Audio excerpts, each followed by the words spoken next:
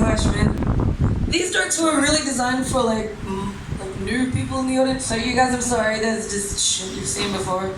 Let's get into it. So before we do that, let's say a big thank you again to like Blue Dragon, or like remind everyone that Blue Dragon exists. That's good stuff. For anyone here who's not super clued in as to what Blue Dragon does, they rescue kids from like sex trafficking and all that really gnarly shit. So it's just peachy to do jokes for them. And plus, we like to help them find pedophiles as well. Really easy. All you gotta do is make jokes about catching pedophiles. It's like keep an eye on the crowd to see who doesn't laugh. Hella. Someone get her a laptop. And just let that be a lesson to you. Laugh at my fucking jokes. Laugh or you're a pedo. Alright. Okay, so does anyone here catch crabs? Yeah. Rats? No, that's a whole other thing. Crabs, man, crabs. You catch crabs, right? Yeah. Okay, Joel, do you ever get the urge when you catch a crab? Get on the back there and like slip your arm around their waist. I do every time. Nestle into their shoulder blades. Sniff their hair. You do? Oh, good, man. That's good. I thought I was just lonely. Maybe we're just lonely. Yeah. Yeah. It's sad. Okay, let's move on into like jokes instead of like uncomfortable personal realizations. So yeah, okay. I was like all cocky before I came here. I was like, I've done some of these jokes before. These are kind of oldish ones. I was like, I've done it before. And then like before I came, I was like, it's been a long time. It's like a little notebook. Grabs, yeah, grabs. Oh yeah, grabs, man. Still on the grab thing. Alright, so I can't handle driving a motorcycle here because the traffic is fucked, man. Lots of comedians like to make jokes about the traffic here, but I can't do it, man. It's not fucking funny. Alright? I was on the back of a grab, and this guy speeds through a very obvious crash site, a mangled motorcycle and a split helmet, and he just looks back at me and goes, "Annoy." And then his head spun around, he vomited everywhere and said he was going to take me to hell. Dropped me off at Rusterman. Wasn't that bad. But yeah, don't do what I do. Don't molest grab drivers. That's not why it's called grab. Don't molest grab drivers. I've been molested by a grab driver though. My very first night in Hanoi, I went off and watched Star Wars and came back on a grab bike. And the guy like reaches back, starts feeling at my thigh. Then he starts pulling my head around, trying to like kiss me and stuff, taking photos of me while he's driving. It's fucked up, man. And like, oh man, there's like no chicks in the audience. This is not gonna work. This is something only chicks will understand, really. When all that shit was happening, the only thought that went through my head was, oh, fuck.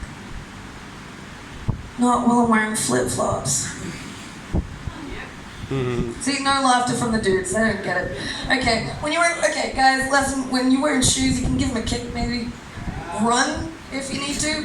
Flip-flops, man. If you're wearing flip-flops, you are just such a defenseless piece of shit. You might as well be hogtied in the back of a rusted panel van with a wizard painted on it. I like to think that right now there's like a rapist in the audience being like, "What's that you say? Flip-flops." Good, you guys think rape is funny too, that's great. Yeah, man. Oh yeah, rape is bad. Just a, PA, public announcement. But man, it used to be worse. Holy fuck, it used to be worse. It's not that bad being a woman anymore. So again, ladies, all three of you, do you remember what it was like in high school? How much shittier it was back then? Oh my god. Guys that go out and get laid. Like, high five, man, cool. I go out and fuck 20 guys in a night and all of a sudden I'm a whore. Yeah. Come on, you did the 20 guy thing too, right? Together? Was that you? Oh shit. You're all gonna get married with me. Holy fuck. Now that I'm looking at you, it's all coming back to me now. Holy shit. Yeah. I don't know why anyone would fetishize teenage girls, man. We are disgusting, like, just like piglets that walk on two legs and learn how to speak, like, languages. Because, like, when I was younger, I tell you what, man, hygiene, personal hygiene was a hard maybe. Hard maybe. I had dreadlocks, not because it was cool or anything, it's just because I stopped brushing my hair. Well, that's kind of a lie, actually. I knew it was becoming a problem, so I brushed the top layer of my hair and then let the rest of it fossilize. I called it my shame look. I don't know if you can tell by now, but I didn't do that well in school. Glenn, can you identify that? Just from me, you were a dummy. I'm a math teacher, I know you're kind. Yeah, I didn't do that well in school. I was supposed to pause for a shocked reaction from the audience, but that didn't happen. Win-win. Oh yeah. I like 'em big and stupid. I like 'em big and real dumb. The song. Anyway, where was I? Oh, thank God we're like with comedians right now. Losing my mind. I did kind of care about school a little bit. I wanted to be a paleontologist back in the day, like dinosaurs. But it turns out, here's the catch. You've got to be smart. You gotta be smart for that shit, man. You gotta really care. You gotta care about school for a long time for that. And school tried to make me care about school. They'll give me homework, and I just wouldn't do the homework. And then guess what happens when you don't do the homework? You get detention. Guess what happens if you don't go to detention? You get more detention.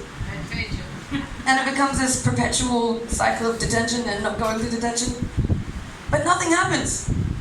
No consequences. Zero.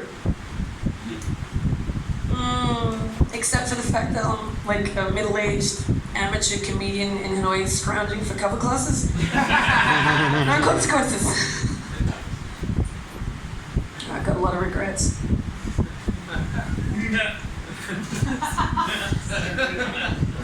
You know what else I regret? Smoking weed in math class. That was some bullshit, man. Do you remember what that was like as well? You smoke weed and everything's fine until you get into math class, and then time goes right out the fucking window. And you're like, yeah, sure, math class is over, man. It's time for period break. Cool, man. Check my watch, because I used to wear a watch back in the day. It was a long time ago. Fuck, man, it'd be only 4 minutes. Fuck, man. And you do a test. Teacher would come back and be like, where's your working? And I'm like, no, man, I didn't do any working, but I drew a sweet caricature of all the band members of Korn. Alright, no, I don't know how to long divide, but I'm pretty sure I understand quantum physics. Like, I just get it. So yeah, no math class. Sorry, Glenn. We're like enemies, man. Okay, so I'm not gonna look at my book. What happened after math class? And my school was full of stoners, right? So we had on all of our school stuff, we had a school motto. It was aim high. Can anyone guess what letter we used to rub out? The M, because I'm stupid. Okay, what was after the aim high thing? Shit, I don't know. Look at my notes. I wrote big notes this time. I usually write like lots of stuff and I can't read it. Oh yeah, here we are. Okay, here's another side of the story. You always hear about kids who got bullied in school, right? Always hear about that, it's very sad. But you never hear about the other side, and I'm here to make a confession that I was the other side. I was kind of a bully in school. I was the bad person, right? I don't feel good about it. And one time I was out at a bar and I ran into one of these dudes who I used to like really gun for and be like a total cunt to. And I was like, look, dude, I'm like super sorry. Like, I think about it all the time, and I really know what I did was wrong, blah, blah, blah. So we sat down and we had a drink. And after a little while, I'm sitting there and listening to him. I'm like, I like remember why I used to bully you now. I kind of want to do it right now. Ed Sheeran, Napoleon Dynamite crossed with Chucky looking mother. What are you doing in a bar right now? You don't belong here. Poor guy. But seriously, get the fuck up out of the Alex, man. What are you doing here? Like, there's light in here. You're allergic to that shit, right? Yeah, okay. So I don't really have much of a segue for this one, so I'm just gonna dive in and say it. Before I came to Vietnam, I was a little naive, and I thought, oh yeah, maybe I'll come to Hanoi and I'll like fall in love. That's a good idea, right? Right? Sure. Right? Sure. But it turns out there's a major catch. Vietnam is full of Vietnamese women. They're everywhere, man. They are cute. And I got another problem, man. I don't like my pussy either. No fan. She's an idiot. Much like her owner, actually. She's got poor critical thinking, no values. It's affecting my life. She's racist. She's so racist that she's racist against white guys. She likes white guys, but not like too white. Okay? Have you ever met those European backpackers from like Amsterdam or Icefuck or some shit? And their whole country has been inbreeding for such a long time that now they look like fish. You know the ones, right? You guys have seen X-Men, the first one? Yeah. Alright, okay. There's a scene in that movie that these guys all look like, okay? Senator Kelly escaping from Magneto's prison.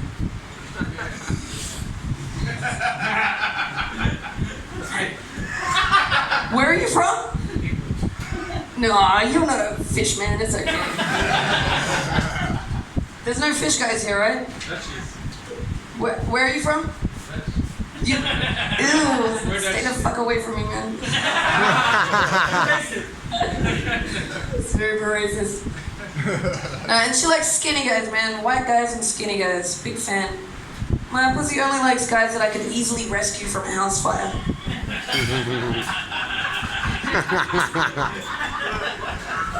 That's my kink. Skinny white guys. I've got another kink though. My other kink is hooking up with someone just long enough for them to fall in love with me, and then blindsiding them by not returning their affection. Have you ever done that before? Oh God. Oh, it feels so good. It feels so good. Take that, Dad. Now he's abandoning her. That's the end of my shit. That's everything. Thank you, guys.